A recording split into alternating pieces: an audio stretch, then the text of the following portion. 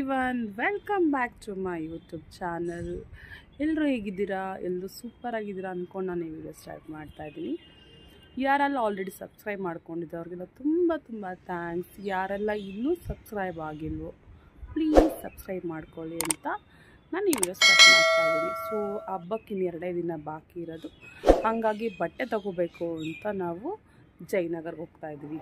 ಬನ್ನಿ, ನಾನು ಮ್ಯಾಕ್ಸ್ ಅಥವಾ ಝುಡಿಯೋ ಅಂತ ಪ್ಲ್ಯಾನ್ ಮಾಡ್ಕೊಂಡಿದ್ದೀನಿ. ನನ್ನ ಹಸ್ಬೆಂಡ್ ಎಲ್ಲ ಹೇಳ್ತಾರೆ ಅಂತ ಗೊತ್ತಿಲ್ಲ. ಯೂಶ್ವಲಿ ಮ್ಯಾಕ್ಸ್, ರಿಲಯನ್ಸ್ ಅಥವಾ ಝುಡಿಯೋದಲ್ಲಿ ನಾನು ಬಟ್ಟೆಗಳು ತೊಗೊಳ್ಳೋದು. ನನ್ನ ಕಸಿನ್ ಮದುವೆ ಇದೆ ನೆಕ್ಸ್ಟ್ ಮಂತು, ಹಾಗೆ ಸ್ವಲ್ಪ ರಿಚ್ ಆಗಿರೋ ಬಟ್ಟೆ ತೊಗೋಬೇಕು ಅಂತ ನಾನು ಪ್ಲ್ಯಾನ್ ಮಾಡ್ಕೊಂಡಿದ್ದೀನಿ. ನೋಡೋಣ, ಶಾಪಲ್ಲಿ ತೋರಿಸ್ತೀನಿ ಯಾವ್ದು ತೊಗೋತೀನಿ ಅಂತ.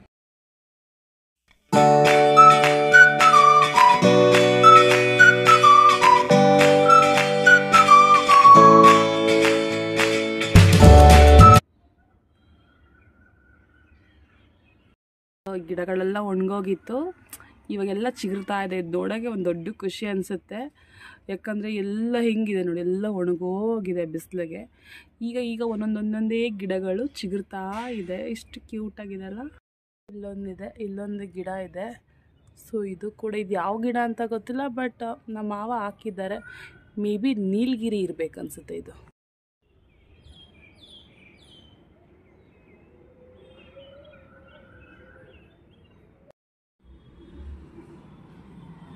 ಸ್ವಲ್ಪ ಈಗ ಹೂವು ಬಿಡ್ತಾ ಇದೆ ಗಿಡ. ಇದೊಂದು ಸಾಯಂಕಾಲ ಆಗಿದೆ ನೋಡಿ, ಸೂರ್ಯ ಎಷ್ಟು ಚೆನ್ನಾಗಿದೆ, ಸನ್ಸೆಟ್ ಆಗ್ತಾ ಇದೆ. ತುಂಬ ಅಂದರೆ ತುಂಬ ಚೆನ್ನಾಗಿದೆ.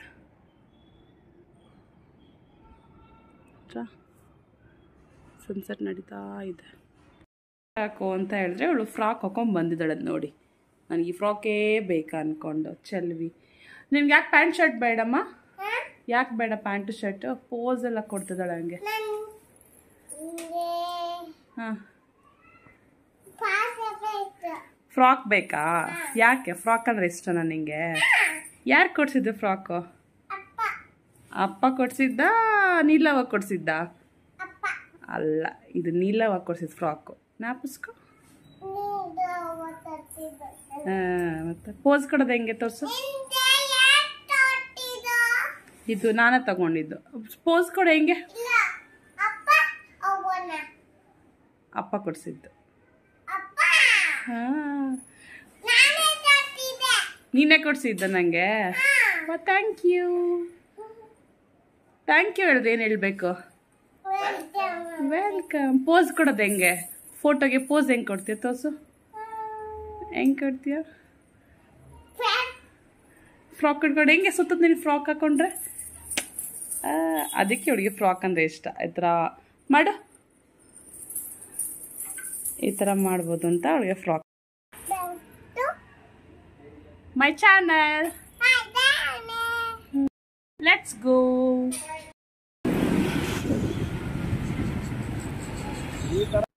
ಬ್ಯಾಂಗ್ಳೂರಲ್ಲಿ ಜಯನಗರ ಅಂದ್ರೇ ಒಂದು ರಿಚ್ನೆಸ್ಸು. ಜೊತೆಗೆ ಅಲ್ಲಿ ತುಂಬ ಅಂದರೆ ತುಂಬ ಮರಗಳಿದೆ. ನಾನು ಬೇರೆ ಎಲ್ಲೋ ಈ ಥರ ಇಷ್ಟೊಂದು ಮರಗಳಿರೋ ಜಾಗ ನೋಡಿಲ್ಲ. ಜಯನಗರಲ್ಲಂತೂ ರೋಡ್ ತುಂಬ ಸುತ್ತ ಆ ಕಡೆ ಈ ಕಡೆ ಮರಗಳು. ಅಲ್ಲಿಗೆ ಹೋದರೆ ಸಾಕು, ಬರೀ ಶಾಪಿಂಗು. ಅಂದರೆ ದುಡ್ಡಿರಬೇಕಷ್ಟೇ, ಕೈ ತುಂಬ ದುಡ್ಡಿರಬೇಕು, ಒಳ್ಳೆ ಶಾಪಿಂಗ್ ಮಾಡ್ಬೋದು ಜಯನಗರಲ್ಲಿ. ಇಂಥ ಸಿಗಲ್ಲ ಅಂತೆಲ್ಲ, ಎಲ್ಲ ಥರದ್ದು ಸಿಗುತ್ತೆ. ನಿಮಗೆ ಕಡಿಮೆ ಬಜೆಟಿಂದ ಹಿಡಿದು ತುಂಬ ಹೈ ಬಜೆಟ್ವರೆಗೂ ನಾವು ಶಾಪಿಂಗ್ ಮಾಡ್ಬೋದು ಜಯನಗರಲ್ಲಿ. ನಮಗೆ ಜಯನಗರ ತುಂಬ ಹತ್ತಿರ, ಹಾಗಾಗಿ ಅಲ್ಲಿ ಹೋಗ್ತೀವಿ. ಫೈನಲಿ ನಾವು ಮ್ಯಾಕ್ಸ್ನ ರೀಚ್ ಆದ್ವಿ. ಬನ್ನಿ ಬಟ್ಟೆಗಳು ತೊಗೊಳ್ಳೋಣ. ಇಷ್ಟು ಅಂತ ಬಜೆಟ್ ಇಲ್ಲ, ಬಟ್ ನಾವು ಮೂವರ್ಗೂ 2 ಜೊತೆ ಅಂತ ಪ್ಲ್ಯಾನ್ ಮಾಡಿದ್ದೀವಿ. ಬಟ್ಟೆಗಳಂತೂ ಯಾವುದೂ ಆಫರ್ಸ್ ಇರಲಿಲ್ಲ. ಇದು ಏನು ಪ್ರೈಸ್ ಇರುತ್ತೋ MRP ಅದೇ. ನಾವು ಅಂದ್ಕೊಂಡು ಯುಗಾದಿ ಹಬ್ಬದ ಆಫರ್ಸ್ ಇರುತ್ತೆ ಅಂತ, ಬಟ್ ಅಲ್ಲಿ ಹೋದಾಗ ಆಫರ್ಸ್ ಏನೂ ಇರಲಿಲ್ಲ. MRP ಅನ್ನಂಗೆ ಆಗಿತ್ತು. ನಾನು ಆಗಲೇ ಹೇಳ್ದಂಗೆ ಸ್ವಲ್ಪ ಎತ್ನಿಕ್ ವೇರ್ ಜೊತೆಗೆ ಸ್ವಲ್ಪ ರಿಚ್ ಆಗಿರೋ ಬಟ್ಟೆ ತೊಗೊಳಕ್ಕೆ ಅಂತ ಹೋದೆ. ಬಟ್ ನೀವು ಎಲ್ಲಿ ಮ್ಯಾಕ್ಸ್ಗೆ ಹೋಗಿ ಮತ್ತು ಸೋಚ್ ಮತ್ತು ಇದು ರಿಲಯನ್ಸ್ ಎಲ್ಲೇ ಹೋದ್ರೂ ನಮಗೆ ರಿಚ್ ಅಂತ ಅನಿಸಲ್ಲ, ಸ್ವಲ್ಪ ಡೀಸೆಂಟ್ ಬಟ್ಟೆಗಳು ಸಿಗುತ್ತೆ. ಬಟ್ ಬಟ್ಟೆ ಕ್ವಾಲಿಟಿ ಅಂತೂ ತುಂಬ ಚೆನ್ನಾಗಿರುತ್ತೆ. ಹಾಗಾಗಿ ನಾನು ಈ ಥರದಲ್ಲಿ ಶಾಪ್ ಮಾಡೋದು. ನನಗೆ ಇಲ್ಲೇ ಶಾಪ್ ಮಾಡಬೇಕಂತೆಲ್ಲ ರೋಡ್ ಸೈಡಲ್ಲೂ ಮಾಡ್ತೀನಿ. ಬಟ್ ತುಂಬ ಕಡಿಮೆ ನನಗಿಷ್ಟ ರೋಡ್ ಸೈಡಲ್ಲಿ ಹೋಗಿ ವಿಂಡೋ ಶಾಪಿಂಗ್ ಆ ಥರ ಎಲ್ಲ ಮಾಡೋಕ್ಕೆ ತುಂಬ ಇಷ್ಟ. ಬಟ್ ನನಗೆ ಟೈಮ್ ಆಗೋಲ್ಲ. ನನ್ನ ಮಗಳಿರ್ತಾಳೆ, ಅವಳು ಕರ್ಕೊಂಡಂತೂ ರೋಡಲ್ಲೆಲ್ಲ ಓಡಾಡೋಕ್ಕಾಗಲ್ಲ. ನಾನು ಜಯನಗರ್ ಕಾಂಪ್ಲೆಕ್ಸ್ ಇರ್ಬೋದು ಮತ್ತು ಬನಶಂಕರಿ ಕಾಂಪ್ಲೆಕ್ಸ್ ಇರ್ಬೇಕು, ಅಲ್ಲೆಲ್ಲ ಮಾಡಬೇಕಂತ ತುಂಬ ಆಸೆ. ಬಟ್ ನಂಗೆ ಟೈಮ್ ಆಗ್ತಾಯಿಲ್ಲ. ನೋಡೋಣ ಯಾವಾಗ ಕಾಲ ಕೊಡುತ್ತೆ ಅಂತ. ಇದೆಲ್ಲ ನ್ಯೂ ಕಲೆಕ್ಷನ್ಸ್ ಇವಾಗ ಬಂದಿದೆ. ಬಟ್ ಇದ್ರ MRP ಎಲ್ಲ ಬಂದು 1300 ಹಾಗೆ 999 ಆ ಥರ. ಬಟ್ಟೆ ಕ್ವಾಲಿಟಿಯಿಂದ ತುಂಬ ಚೆನ್ನಾಗಿತ್ತು. ಕಾಟನ್ ವೇರ್ಸ್ ಎಲ್ಲ ಕಲೆಕ್ಷನ್ ತುಂಬ ಇತ್ತು ಈ ಸರಿ. ನಾನು ಇದನ್ನು ನೋಡಿದೆ ಫ್ರಾಕ್ನ ತಗೊಳ್ಳೋಣ ಅಂತ. ಬಟ್ ನಾನು ತುಂಬ ದಪ್ಪ ಆಗಿರೋದ್ರಿಂದ ತುಂಬ ಆಕ್ವರ್ಡಾಗಿ ಕಾಣ್ತಿತ್ತು, ಹಾಗಾಗಿ ತೊಗೊಳ್ಳಿಲ್ಲ. ನನ್ನ ಮಗಳಿಗೆ ಈ ಫ್ರಾಕ್ ತೊಗೊಂಡ್ವಿ, ಪಿಂಕ್ ಫ್ರಾಕ್. ಈ ನಡುವೆ ಅವಳಂತೂ ಫ್ರಾಕ್ ಅಂತ ಇದ್ದಾಳೆ. ಮುಂಚೆ ಹಾಕೊತಾನೆ ಇರಲಿಲ್ಲ. ನೋಡಿ ಇದನ್ನು ವೆಸ್ಟ್ರನ್ ತೊಗೊಂಡ್ವಿ. ಅದು ನನಗೆ ಬೇಡವೇ ಬೇಡ ಅಂತ ಬಿಚ್ಚಿಟ್ಲು. ಅದು ನಾನು ಅದ್ರ ಪ್ಯಾಂಟಿಗೆ ಬೇರೆ ಶರ್ಟ್ ಜೀನ್ಸ್ ತೊಗೊಂಡೆ. ಅದಾದಮೇಲೆ ನಾವಿಬ್ರದ್ದು ಶಾಪಿಂಗ್ ಆಯಿತು. ನನ್ನದೇ ಸ್ವಲ್ಪ ಲೇಟ್ ಆಯಿತು. ಅದನ್ನು ಹಾಕೋದು ನೋಡೋದು ಸರಿ ಬರಲಿಲ್ಲ, ದಪ್ಪ ಕಾಣ್ತೀನಿ ಹಾಗೆ ಹಿಂಗೆ ಅಂದ್ಕೊಂಡು. ನನ್ನ ಮಗಳು ಆಲ್ರೆಡಿ ಅವಳು ಎಕ್ಸಾಸ್ಟೆಡ್ ಆಗಿತ್ತು ನೋಡಿ. ಈ ಥರ ಎಲ್ಲ ಬಾಯಿಗೆಲ್ಲ ಸ್ಟಿಕ್ಕರ್ ಹಾಕ್ಕೊಂಡು ಅಮ್ಮ ಹೋಗೋಣ ಬಾ.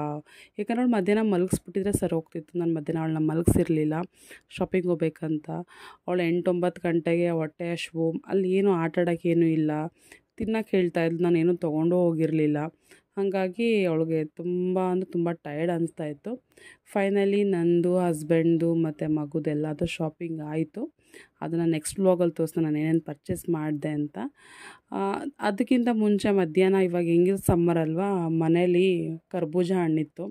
ಅದ್ರದ್ದು ಅವಳು ತುಂಬ ದಿನದಿಂದ ಐಸ್ ಕ್ರೀಮ್ ಬೇಕಂತ ಹಠ ಮಾಡ್ತಾಯಿದ್ಲು. ಹುಷಾರಿರಲಿಲ್ವಲ್ಲ, ಹಾಗಾಗಿ ನಾನು ಕೊಡಿಸಿರಲಿಲ್ಲ. ಮನೇಲೇ ಮಾಡೋಣ ಅಂತ ಮಾಡ್ತಾಯಿದ್ದೀನಿ. ತುಂಬ ಈಸಿ. ಇದನ್ನು ಟ್ರೈ ಮಾಡಿ, ತುಂಬ ಚೆನ್ನಾಗಿ ಬರುತ್ತೆ. ಮಸ್ಕ್ ಬೆಲ್ಲನ್ ಮತ್ತು ಹಾಲು ಕಸ್ಟರ್ಡ್ ಪೌಡರ್ ಇದ್ದರೆ ಸಾಕು. ಫಸ್ಟು 1 ಗ್ಲಾಸಷ್ಟು ಹಾಲನ್ನ ನಾನು ಬಿಸಿ ಮಾಡ್ಕೊತಾ ಇದ್ದೀನಿ, ಕುದಿಸ್ಕೊಂಡ್ರೆ ಸಾಕು. ಅದಾದಮೇಲೆ ಮಸ್ಕ್ ಮೆಲನ್ನ ಕಟ್ ಮಾಡಿಕೊಂಡು ನಾನು ಇದು ಮಾಡ್ಕೊತಾ ಇದ್ದೀನಿ, ರುಬ್ಕೊತಾ ಇದ್ದೀನಿ. ನೀವು ಜ್ಯೂಸ್ ಮಾಡ್ಕೊತಿಲ್ಲ ಆ ಥರ. ಸಕ್ಕರೆ ಎಲ್ಲ ಏನು ಹಾಕೋದು ಬೇಡ, ಸುಮ್ಮನೆ ಪ್ಯೂರಿ ಮಾಡಿ ಇಟ್ಕೊಂಬಿಡಿ. ಅದಾದಮೇಲೆ ಹಾಲು ಕುದಿ ಬರುತ್ತೆ. ಒಂದು ಕುದಿ ಬಂದರೆ ಸಾಕು. ಅದೇನು ಚೆನ್ನಾಗಿ ಮಳ್ಳಸೋ ಅವಶ್ಯಕತೆ ಇಲ್ಲ. ಅದಕ್ಕೆ 1 ಸ್ಪೂನಷ್ಟು ಕಸ್ಟರ್ಡ್ ಪೌಡರ್ಗೆ ಒಂದು ಅರ್ಧ ಲೋಟ ಅಷ್ಟು ಹಾಲು ಹಾಕಿ ಒಂಚೂರು ಗಂಟಿಲ್ಲದ ಥರ ಮಿಕ್ಸ್ ಮಾಡ್ಕೊಳ್ಳಿ. ಕಸ್ಟರ್ಡ್ ಪೌಡರ್ ಹಾಕೋದ್ರಿಂದ ಸ್ವಲ್ಪ ಥಿಕ್ನೆಸ್ ಬರುತ್ತೆ ಮತ್ತು ನಿಮಗೆ ಐಸ್ ಕ್ರೀಮ್ ಫ್ಲೇವರ್ ಬರುತ್ತೆ. ಇದು ಒಂಚೂರು ಗಂಟಿರಬಾರ್ದು. ಯಾಕಂದರೆ ಇದ್ರಲ್ಲಿ ಗಂಟಿತ್ತು ಹಾಲು ಹಾಕಿದ ತಕ್ಷಣ ಏನಾಗುತ್ತೆ, ಮತ್ತದು ಗಂಟಾಗುತ್ತೆ. ನೀಟಾಗಿ ಒಂಚೂರು ಗಂಟಿಲ್ಲದ ಥರ ನೀವು ಅದನ್ನು ಇದು ಮಾಡಿಕೊಂಡು ಮಿಕ್ಸ್ ಮಾಡಿಕೊಂಡು ಹಾಲಿಗೆ ಮಿಕ್ಸ್ ಮಾಡಿ. ಇದರಲ್ಲೇನು ಸ್ವೀಟ್ನೆಸ್ ಇರಲ್ಲ. ಹಾಗಾಗಿ ನಿಮಗೆ ಬೆಲ್ಲ ಬೇಕಾದ್ರೆ ಬೆಲ್ಲ ಹಾಕೊಬೋದು, ಶುಗರ್ ಬೇಕಾದ್ರೆ ಶುಗರ್ ಹಾಕೊಬೋದು. ನಾನು ಸ್ವೀಟ್ ಕಡಿಮೆ ಇರಲಿ ಅಂತ 1 ಸ್ಪೂನ್ ಅಷ್ಟೇ ಶುಗರ್ ಯೂಸ್ ಮಾಡಿದ್ದು. ಯಾಕಂದರೆ ನಾನು ಚಿಕ್ಕ ಕರ್ಬೂಜ ಹಣ್ಣು ತೊಗೊಂಡಿದ್ದು. ಹಾಗಾಗಿ ನೀಟಾಗಿ ಇದನ್ನ ನೀವು 5 ಮಿನಿಟ್ಸ್ ಹಿಂಗೆ ಕೈ ಆಡಿ ಸ್ವಲ್ಪ ತಿಕ್ಕಾಗುತ್ತೆ ಅಷ್ಟಿಗೆ ಸ್ಟವ್ ಆಫ್ ಮಾಡಿಬಿಡಿ. ಸ್ಟವ್ ಆಫ್ ಮಾಡಾದ್ಮೇಲೆ ಅದನ್ನ ತಣ್ಣಗೆ ಹಾಕಿಬಿಡಿ. ಇದು ಫುಲ್ ಕೂಲ್ ಆದಮೇಲೆ ಇದಕ್ಕೆ ನಾವು ರುಬ್ಬಿರ್ತೀವಲ್ಲ ಕರ್ಬೂಜ, ಜ್ಯೂಸ್ ಥರ ಮಾಡ್ಕೊಂಡಿರ್ತೀವಿ. ಅದಕ್ಕೆ ಕರ್ಬೂಜ ರುಬ್ಬೇಕಾರೆ ನೀವು ಇದು ನೀರೆಲ್ಲ ಏನು ಹಾಕೋದು ಬೇಡ. ಹಾಗೆ ನೀವು ಮಿಕ್ಸರ್ ಜಾರಲ್ಲಿ ಅಥವಾ ಬ್ಲೆಂಡ್ರಲ್ಲಾಗಿ ಬ್ಲೆಂಡ್ ಮಾಡ್ಕೊಳ್ಳಿ. ಮತ್ತು ಒಂದು 4-5 ಪೀಸ್ ಕರ್ಬೂಜ ನಾನು ಈ ಥರ ಸಣ್ಣ ಸಣ್ಣ ಪೀಸ್ ಮಾಡಿಟ್ಕೊಳ್ತೀನಿ. ಅದರೊಳಗಡೆ ಮಧ್ಯೆ ಸಿಗ್ತಾ ಇರೋ ತುಂಬ ಚೆನ್ನಾಗಿರುತ್ತೆ ಅಂತ. ನೀವು 1 ಕರ್ಬೂಜಗೆ ನೀವು 3 ಗ್ಲಾಸ್ ಅಷ್ಟೇ ಆಗುತ್ತೆ. ಜೊತೆಗೆ ಹಾಲು ಹಾಕಿರ್ತೀವಲ್ಲ, ನಿಮಗೆ ಇದು ಆಪ್ಷನಲ್. ನೀವು ಈ ಥರ ಸ್ಮಾಲ್ ಪೀಸ್ ಕಟ್ ಮಾಡ್ಕೊಂಡ್ರೆ ಇರ್ಬೋದು, ಇಲ್ಲಾಂದ್ರಿಲ್ಲ. ಇದು ಫುಲ್ ತಣ್ಣಗಾಗಿದೆ ಮತ್ತು ನಾನು ಕರ್ಬೂಜ ರುಬ್ಬಿರೋದನ್ನ ನಾನು ಮಿಕ್ಸ್ ಮಾಡ್ತಾಯಿದ್ದೀನಿ. ಯಾಕಂದರೆ ಬಿಸಿ ಇದ್ದಾಗ ಮಿಕ್ಸ್ ಮಾಡೋಕೋಬೇಡಿ, ಅದು ಚೆನ್ನಾಗಿರೋದಿಲ್ಲ, ಅದು ಹಾಳಾಗ್ಬಿಡುತ್ತೆ. ಹಾಗಾಗಿ ಫುಲ್ ತಣ್ಣಗಾಗಬೇಕು. ತಣ್ಣಗಾದ್ಮೇಲೆ ನೀಟಾಗಿ ಈ ಥರ ಮಿಕ್ಸ್ ಹಾಕಿದ್ಮೇಲೆ ಚೆನ್ನಾಗಿ ಅದು ಹೊಂದ್ಕೊಬೇಕು. ಆ ಥರ ಮಿಕ್ಸ್ ಮಾಡ್ಕೊಳ್ಳಿ. ಇಲ್ಲಾಂದ್ರೆ ಬೇಕಾದ್ರೆ ಎರಡನ್ನೂ ಮತ್ತೆ ನೀವು ಇನ್ನೊಂದು ರೌಂಡ್ ಮಿಕ್ಸಿ ಮಾಡಿಕೊಂಡ್ರೂ ಆಗುತ್ತೆ.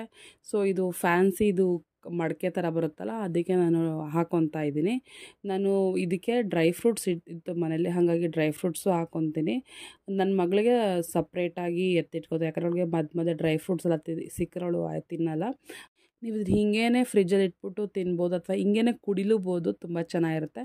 ನಾನು ಆಗಲೇ ಕಟ್ ಮಾಡ್ಕೊಂಡಿದ್ನಲ್ಲ ಸ್ಮಾಲ್ ಸ್ಮಾಲ್ ಪೀಸಷ್ಟು ಹಣ್ಣನ್ನು ಅದನ್ನು ಹಾಕ್ತಾಯಿದ್ದೀನಿ.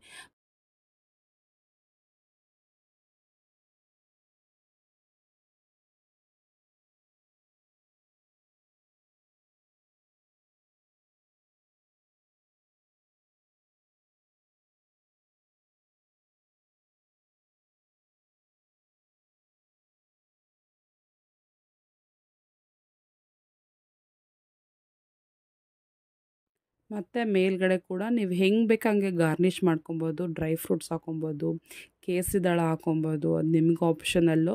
ಹಾಗೆ ಬೇಕಾದರೂ ಕುಡಿಬೋದು. ತುಂಬ ಚೆನ್ನಾಗಿ ಬರುತ್ತೆ. ನೀವು ಅದನ್ನು ಟ್ರೈ ಮಾಡಿ ನೋಡಿ. ಟ್ರೈ ಮಾಡ್ಬಿಟ್ಟು ನನಗೆ ಕಮೆಂಟಲ್ಲಿ ಹಾಕಿ ಹೆಂಗೆ ಬತ್ತಂತ. ಸೇಮ್ ನೀವು ಹೊರಗಡೆ ಐಸ್ ಕ್ರೀಮ್ ತಿಂತಿರಲ್ಲ ಹಾಗೆ ಇರುತ್ತೆ. ಇದನ್ನ ಒಂದು ಹಾಫ್ ಆನ್ 1 ಅವರ್ ಇಟ್ಬಿಟ್ಟು ನೀವು ಹಾಗೆ ಜ್ಯೂಸ್ ಥರ ಕುಡ್ರೂ ತುಂಬ ಟೇಸ್ಟಿಯಾಗಿರುತ್ತೆ.